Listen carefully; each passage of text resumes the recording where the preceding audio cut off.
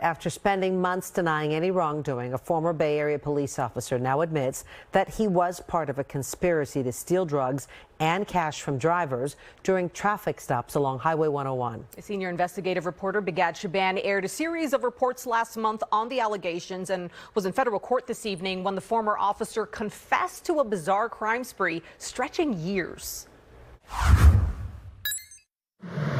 Talk to us. Why are you deciding to change your plea? No, thank you.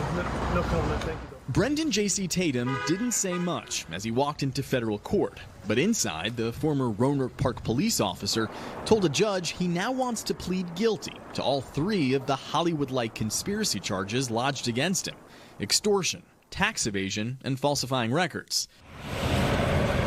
Tatum is accused of impersonating federal agents with the ATF in order to pull people over and rip them off during traffic stops.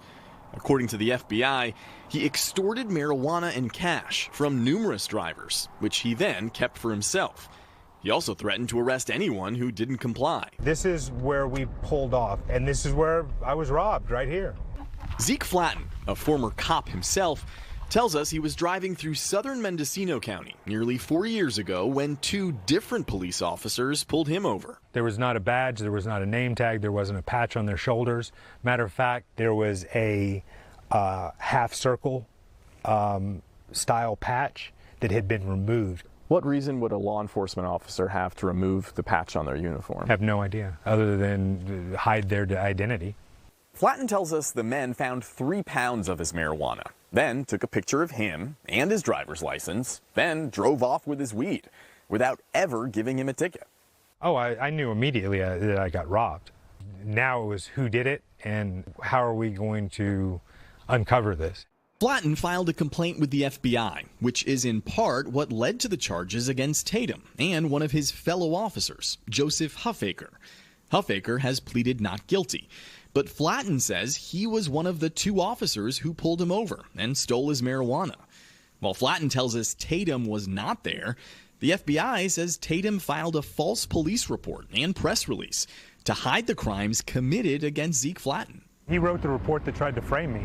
He tried to take away my freedom. Flatten was there in court to watch Brendan J.C. Tatum change his plea from innocent to guilty. He believes that may be a sign the FBI is willing to cut Tatum a deal in exchange for cooperation that might link even more officers to the crimes, including the second officer Flatten says pulled him over. Frankly, he has the keys to the castle. He knows what was going on and who was involved and who was getting the money, and so he's the ideal person to cooperate if in fact he's cooperating and can expose what was going on.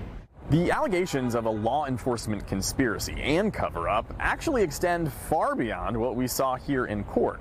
And you can get caught up on all the bizarre twists and turns by logging onto our website.